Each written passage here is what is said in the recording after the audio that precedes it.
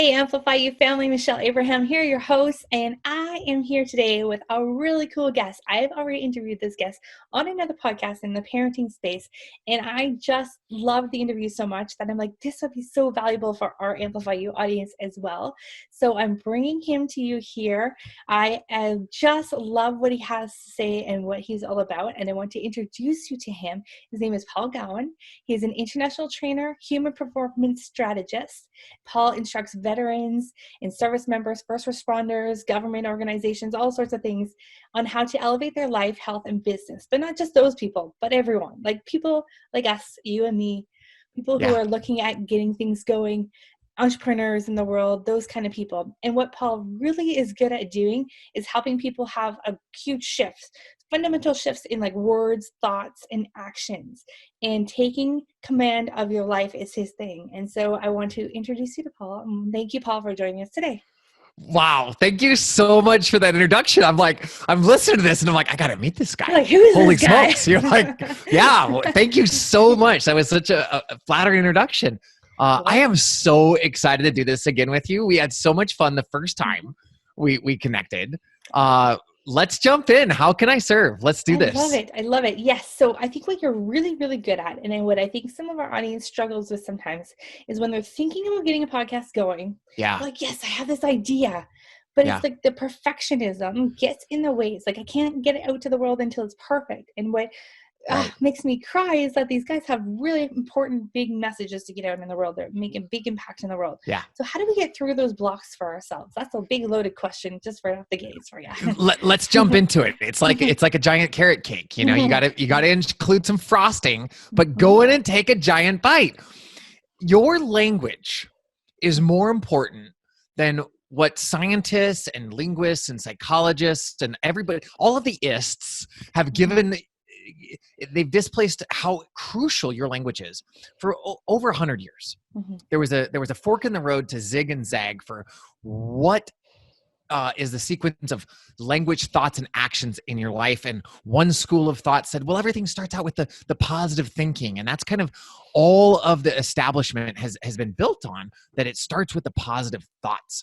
And there's this great group of scientists out of the University of California, San Diego, UCSD, that have put people into the fMRI lab and hooked their brains up and seen that the power of language is so much more crucial than we ever gave it credit for.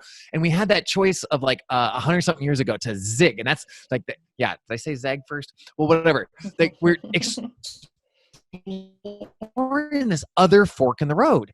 So when we take a look at the perfectionists, I want to make sure I polish this and it's perfect before I launch it. Well, you're putting the emphasis on the wrong part of the syllable, because to be a perfectionist means you are perfecting. So instead of saying it has to be perfect, when we put the emphasis on the other syllable and we say, I want to perfect it, that means you have an obligation to your perfectionist self to get it out there so you have something to perfect, to refine, to adapt, to learn from, to take corrective measures, to get some information from the market, adapt it, and then launch again. And when you do that, when you take that slightly sarcastic approach, like a little bit of sassy, when you say like, well, I'm going to put the emphasis on the other part of the syllable, you're going to have more fun in the process as well. And I would say, like, when you do that, that's going to create that spur for action in service to your audience. Yeah. So a couple things I heard there. Maybe to assert and be in service means taking it off of ourselves and being that it's a message that needs to get out to bigger masses outside of ourselves. So taking that pressure off it being us might help people get in motion, and it's an in motion kind of perfection instead of it being perfect first. We have a saying in our business that if you're not embarrassed by your first few episodes, you waited too long to do it. And I think that kind of sums it up, right? Have you ever looked back on your old recordings or listened to your old podcasts? And I have a group of friends that won't let me forget some of my first videos where I unbuttoned too many buttons and I had too much goop in my hair, and like everything looked good up front, and then I'd turn and you just see this like flap of hair in the back that I didn't quite understand like what was going on, and I jumped in. Mm-hmm. And it was through experimenting with how many buttons do I want to unbutton. Did Mm-hmm. I learn? No, it's okay. One, that's all I need to do. And it's in that levity, in that place of fun, that I get to look back on how I started, Mm-hmm. because I learned so many things along the way. Mm-hmm. And we were talking about how many people working from home are just like launching podcasts, Mm-hmm. connecting with audiences online. Yes, keep doing that. Keep building Mm-hmm. the plane as you're flying. That's that spirit of innovation, of Mm-hmm. staying in there and learning and just going in service. Absolutely. Yes, I love it. I love it. Yeah, I love that, because then it's like, this feels like a lot less pressure on you, right? Just Yeah. get going, start doing things, and then, be in a group or be of just other people, start interviewing people, have conversations with people. I know one of my biggest mistakes I made at the very beginning was I was so focused on the questions that I had prepared for a guest, and I Yeah. interviewed someone who was a New York Times bestselling author, and he was like, media bites. I was like, oh shoot, what's my next question? And I was Yeah. so focused on that I forgot to interact and actually have a conversation with him. Right. And I Right. think as far as like once you're in it too, that's one of the things too. Just be yourself and be loose and have a conversation with someone, knowing that like your listener really wants to hear what's coming from a conversation between two people. Like they feel like they're sitting at the table with you, right? So true. So true. Because you've been in those conversations where somebody is just waiting for you to stop talking so they can start talking. And there's an absence of connection. There's like a block in that energetic exchange. Mm-hmm. And the same thing with interviewers that might be new or really just want to get through their prepared question list. They're missing that opportunity to flow with that energetic exchange. Mm-hmm. And so I've launched a podcast, or banking Mm-hmm. the episodes. And so I'll have the list of prepared questions. And then I look at like, well, where is this going to go? Mm-hmm. And when I see that there is an opportunity to have an exchange of energy by going in a direction that my guest is wanting to go in, I go there. And it has worked 100% of the time when I'm willing to like have that circulation of energy, as opposed to just going through my canned list of questions. Oh my gosh, yes. How do you find the way where somebody does have those like sound bites and it's just rehearsed? How do you facilitate that energetic flow? Like you've been doing this for a little bit. How do you do that? Yeah, well, it's interesting actually having this conversation because I just spoke about this to someone earlier, and I don't remember who it is that does this, but they actually were able to like in the introduction take out all the things that the person normally would say in an interview, right? So they say that all for them, so that person at the end of the introduction is like, oh, I'm going to have to dig a little deeper for those answers because they basically just gave all my answers away in the introduction, which is Wow. brilliant, right? I think that's so cool. Wow. I love that. Yeah. Yeah, I got to go back and do your intro again. I'm going to take away all your stuff. No, I'm just kidding. Just kidding. I think that's awesome. What is it your podcast is going to be about? I'd love to hear more about that. Absolutely. What I rebranded last year because I was looking at like all of these different places that people are serving. And I got a little fired up. I got a little saucy. I was like, what is all this? Everybody, like, if you've been alive for a minute, then you can be a life coach. And a lot of the life coaches were just coming in and shoulding all over people. This is what you should be saying, how you should be thinking, how you should be acting, how you should be dressing, what you should be getting paid. And I'm like, messy. And then I saw the other part of the spectrum that people who wanted to serve, we're talking about empowerment. And as I subscribe to a news curation service, it's called Flipboard. I subscribe to the empowerment channel, and it is predominantly skewed towards women. And I looked at like women's empowerment. Like, is it like, do these people who like say that they're a women's empowerment coach, are they really empowering women? Well, no. in my opinion, because they're segregating women from men and saying, oh, this is a women's only retreat. This is a women's only event. This is for women's empowerment. And that's nice. 50% of the planet have different body parts. So when you're segregating, is that really empowerment? I don't know. So what can I do to move beyond that? What can I do to move beyond empowerment, discarding the shoulds and everything else, and really bring in the best of what the Marine Corps taught me? I served for 15 years as a United States Marine. And I looked at, well, when I come in and take command of a situation, it always starts with me. If I want to advance a relationship, it starts with me having a solid foundation. If I want to have higher success in business, it starts with how am I being successful for me? So I started the Take Command project. And that involves coaching, that involves events, that involves masterminds. And now it involves the podcast, Take Command Conversations, where I get to connect with people in my network and say, like, what was an opportunity where you could have sat down, you could have quit, or where other people had this like blanketing layer of shoulds all over you. And you took that layer off and you reclaimed your own authority and you stood up for what you defined you believed in and who you wanted to be. How did you take command? Because my goal is by having a diverse number of guests and having this conversation that other people get to listen to, that somebody in my audience is going to be like, oh, me too.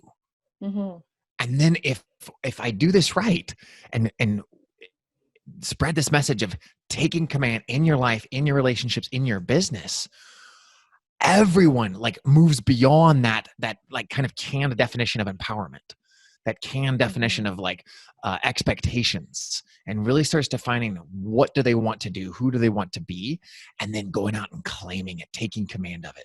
I love that, because you're really leaving it up to the person to be in charge of that. And what is it that you want to do? And it's like, if you want to achieve something or go out and do something, it's up to you. And I think a lot of times in society or with things in life, we've kind of like that other person was the problem and not me, or we're not taking command of our own selves. And I like that what you're doing, and I think that's great, having a variety of guests, because what that's going to do for your audience is allow someone, like you said, to be like, yeah, me too, to someone like that. And then you're creating a movement with this, which is what people want to be a part of. So when you're creating a podcast, it's super important to create that movement that everyone wants to be a part of, and everyone wants to say, yes, that's the train I want to get on, and I know where that train is going, and let's go with it, because it's a message that I feel passionate about, right? So seeing that in you really is going to help your audience grow really wide too. So podcasters who are sitting at home listening, thinking about a show, get that in your head, because I think that you've done that. A really smart way of bringing that up is that you really need to have that momentum and a movement in getting people on board with what you're saying. So appealing to a variety of different people is awesome. Yeah, I love that. Yeah, thanks. Great. I want to celebrate people's differences instead of pointing them out and using them as ways to further divide. I'm so over that. And I took that to these unhealthy extremes. The United States Marine Corps does not have a peaceful mission. They don't have priests, they don't have doctors, they don't have nurses, they don't have medics. We get all of that from the United States Navy. The sole purpose of a Marine is to go kill. I'm not connected with that mission anymore. And so I want to use the best of what I learned for how to lead, how to plan, how to persevere through adversity, and then unite people with those skills, not hone in on those differences and say that that you're now the enemy because of that. I am so over that. And that's where as we're filming this, we got COVID going on. I'm celebrating this opportunity because we get to be the generation that met COVID with excellence and get rid of like the Gen X and the Gen Y and the Gen A and the boomers and we're the generation that came together and unified through this challenge and took command of ourselves to move forward.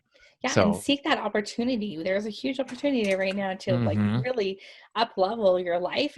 When else are we given this grace of time, right? Where the Right. world's kind of standing still right now, not really moving, to just rethink what we're doing and what our purpose is, and what Yeah. actually do we want to do with our lives, and where do we want to go Yeah. with it? Like, it's super cool right now. And I think that's why we're seeing so many podcasts coming up, because people are really like, yes, I have this message and now I have this time to Right. get it out there in the world.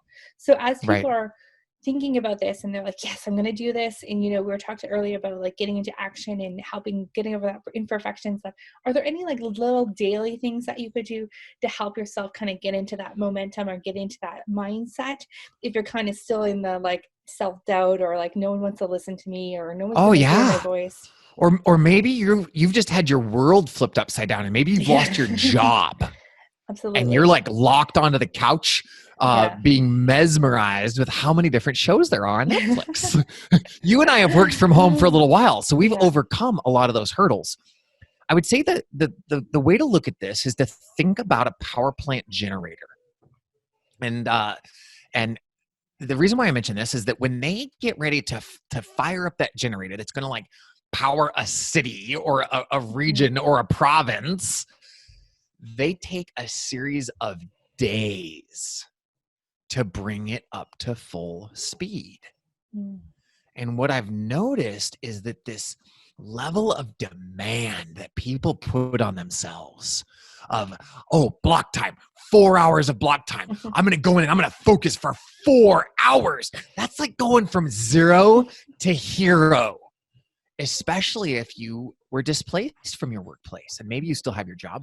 You're not used to working virtually. Or Or your maybe you've identity lost your was with job. that job, right? Like, oh my Right. gosh, like who am I now? Right. Yeah. Or you've got kids swinging from the rafters and you haven't had to like have that level of focus that the kids are swinging behind you and you're on a Zoom call bringing full presence and attention to your client on the other end of the camera. So giving yourself that grace to spin the generators up is that first place. And the way you do that is you keep the priorities aligned, the time commitment and the prioritization.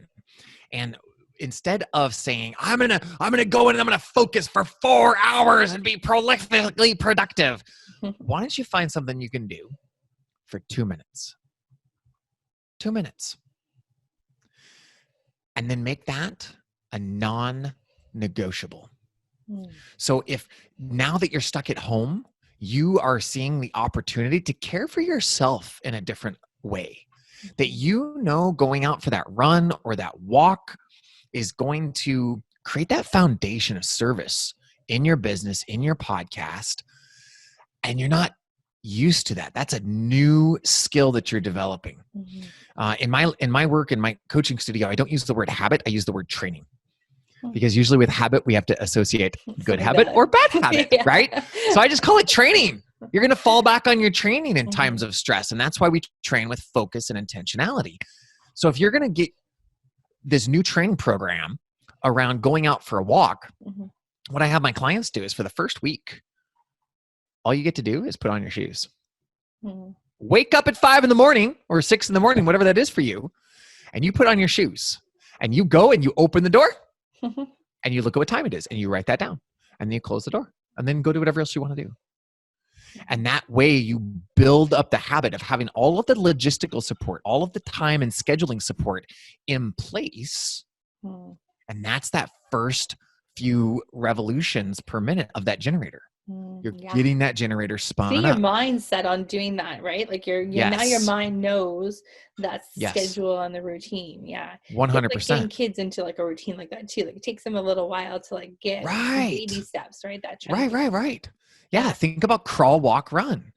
And so I do a thing on with my Facebook group, which I learned the power of that for building in my coaching business. And all of the podcasters like, yes, you've got to have some sort of group where people can come and hang out with you.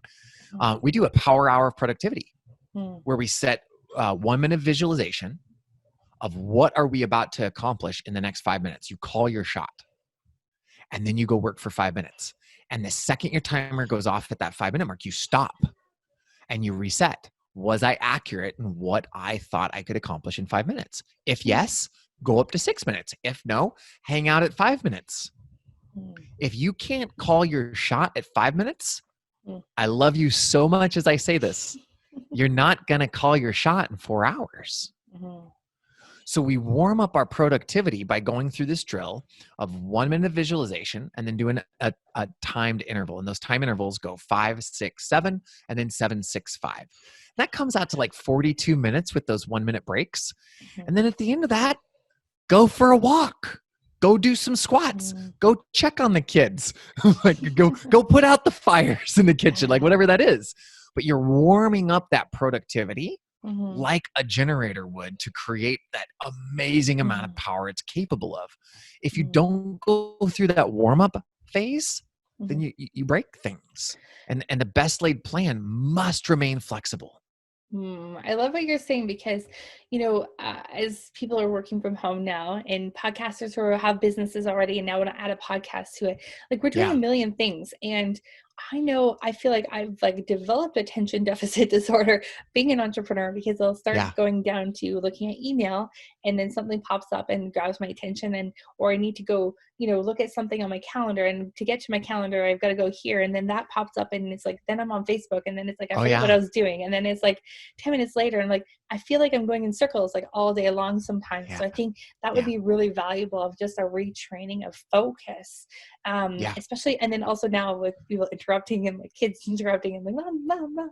Oh God. Yeah. Now we got all Yeah. sorts of other things going on, but yeah, just that focus and it doesn't feel good to be in that state of like staring at something knowing you got lots of stuff to do but you're just like in this circling of everything instead Yeah. of actually You're doing. busy, but you're not productive. Right. Yeah. And I think we could probably cut down our work hours a lot in any job or work from home or business. And right now, we probably all need to do this to really focus right now and be productive so that we have more time to spend with helping the kids with school and all the other things that we're doing right now. Right. So I think that Yes. this is a really valuable tool for not only like all the time and getting your podcast going, but I think in general in life right now, we could all use this so we could free up some more hours in our day. It's so true. It's so true. And I think back to one of the hats I used to wear was a professional musician. I played saxophone for the Marine Band. That was my first job with the Marines. Nice. And growing up playing saxophone, you get to play some jazz. Charlie Parker, Miles Davis, some of these greats, Paul Desmond, these jazzers, they get to play whatever notes they want. They get to improvise, and I want to be a jazzer. Well, that's partially true. Their improvisation is based on the foundation of the rhythm section that is Mm, playing certain chords for certain durations, for certain times, and then they repeat. mm, And when I look at that for my creative process, and what am I producing for the world? That's not prescripted. It's not like a classical music piece that we've been playing for a few hundred years. Like I'm coming out with some really great cutting edge material. If I leave it to chance, I mhm, am not going to get anything done. So it is because of the discipline mhm, of the foundation that mhm. I create the freedom to be able to bring these new products to my audience.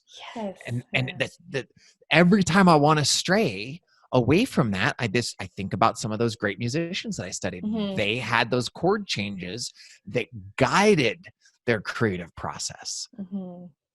I Wow. think that can translate over to I podcasters, know it right? can translate to it's funny because I love what you're saying because it's one of my favorite things is that I realized that I wanted to be an entrepreneur because of the freedom I could have of being an entrepreneur, having my Yeah. own schedule, doing my own thing. But what I realized, like, 14 years into being an entrepreneur now, but like when I first realized that like I'm actually working more hours than like I would in a normal job, but it's doing stuff I love. So Yeah. that's great. But then I was like, wait a second. So that structure that I hated so much and that structure and Right? that like discipline and scheduling that I hated so much, that's actually what's going to create my freedom in my future. Holy smokes, Yes. I better start harnessing that. And I remember it was like a huge light bulb going, oh crap, that thing I don't like so Yeah. much.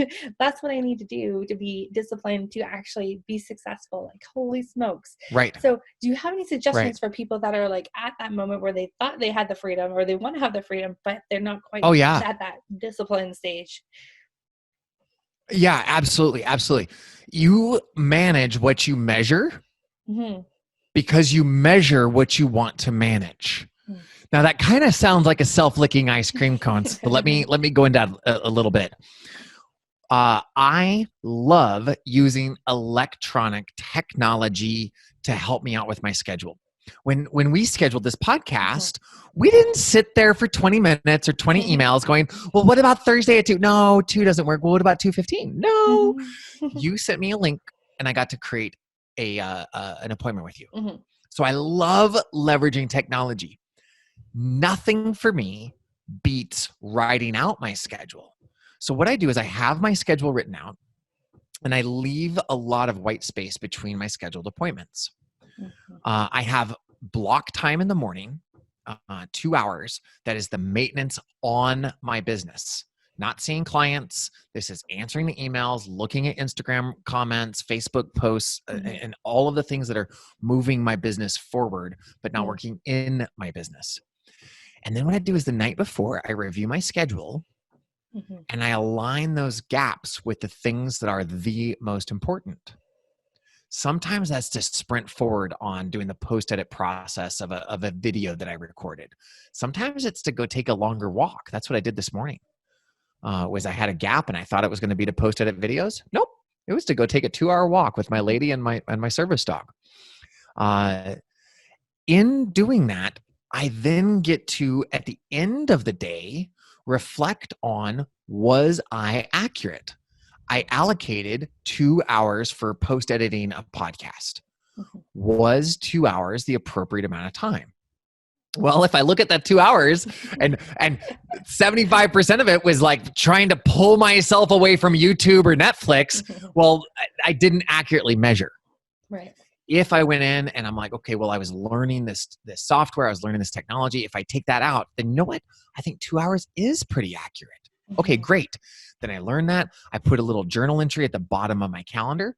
2 hours is appropriate for a 45-minute episode. And then in the future, I can project that. Right. It's having that discipline to measure what you want to manage so that you can manage what you want to measure. Does that help? It Totally, kind of yeah. sounds like a little like, Totally, yeah. no. And then when you want those 2 hours back, then you hire our team to do it for you, so you don't have to spend those 2 hours doing it. No, I'm just kidding. Exactly. And but it's like the hour, right? If you're given an hour to do a task, you'll take the whole hour. Like, just that's what we're trained to do, right? Is that kind of the same sort of thing? I think so. I was talking with Chuck about this. Like he calls it like somebody's law. I call it the fishbowl rule. Yeah. Like a koi will grow as big as the pond that it is in. Okay. Yeah, it makes sense. I think maybe sometimes. Yeah.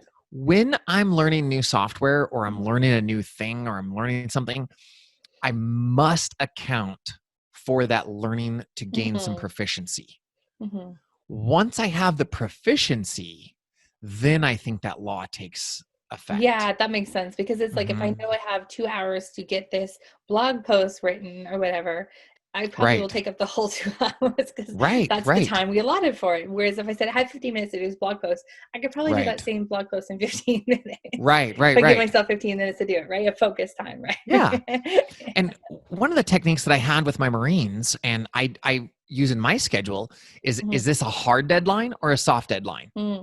So a hard deadline is you're 100 miles away from your base. A helicopter is landing at exactly this time, and it has enough fuel to land. You load up and leave. If you're not there, you're hiking 100 miles back to the base. So that's a hard time. A soft time is a lot more flexible. So anytime I'm like learning to spin up the generators, learning some software, learning how to do a podcast, learning how to upload it to the interwebs and everything else, I add a buffer of time. And you can use this thing called the Pareto principle for this.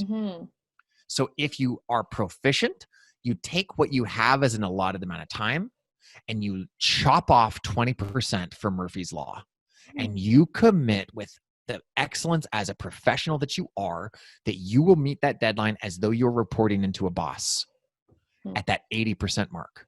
And that way, when the tech gremlins like come in and Shanghai a podcast, because we've had a couple of those times, right? Yes. Then the 20% buffer is there to help you.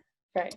When you're in there for the first time, you reverse engineer that and you multiply by what you think it's going to take. Hmm. And then you add a 25% buffer. And that's just reverse engineering that 80-20 ratio. You add an extra buffer of 25% of that time at the end. Mm-hmm. And that is what I work with. Huh? The 80-20, that's that soft deadline inside there. But then when I add that 25% on the outside, that's a hard deadline. Hmm. I work as though I'm reporting into someone else, and sometimes I miss it. At the end of the day, I write that down to make sure I increase my time interval Mm-hmm. or identify, well, what went wrong? Was it outside of my control? Was it Mm-hmm. inside of my control? How do I then pad my time to allow more time for Murphy and those tech gremlins? Or hone my focus so I don't get locked into the couch because of YouTube and Netflix and Right. everything else. Yeah, those are great points. I love that. Do you, just as we wrap up here, do you have any, I know you're a productivity and high performance strategist. So Yeah. any last tips for how to maximize the performance of our, our health and well-being as we're being entrepreneurs? What are your best tips for those? Yeah. If you're at a computer, like I work at a stand-up desk. If you're at a computer sitting or standing for anything more than an hour, you're doing a disservice to yourself.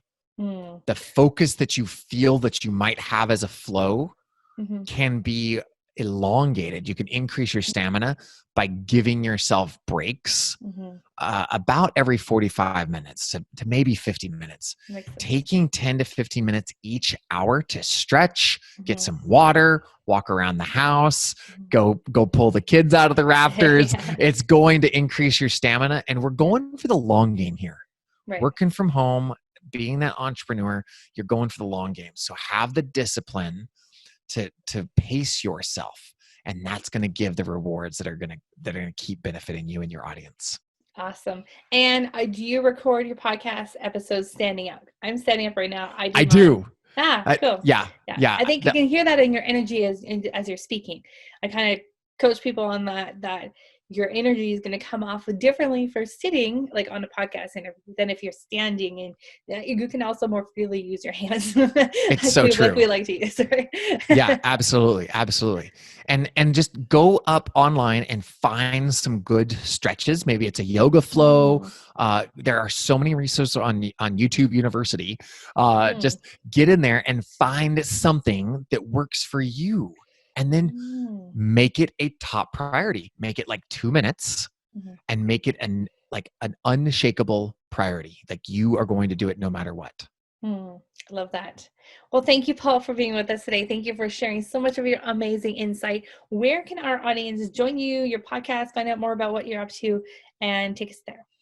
Yeah, the podcast is called Take Command Conversations. Excited to drop the first episode here very soon. You can also find me on Instagram at paul.gowin. That's spelled Gowin. And come join my Take Command crew on Facebook. It's a Facebook group, Take Command Crew. Come on there because I provide exclusive additional training on that Facebook group that I don't provide in other places. So you're going to love that group. Awesome.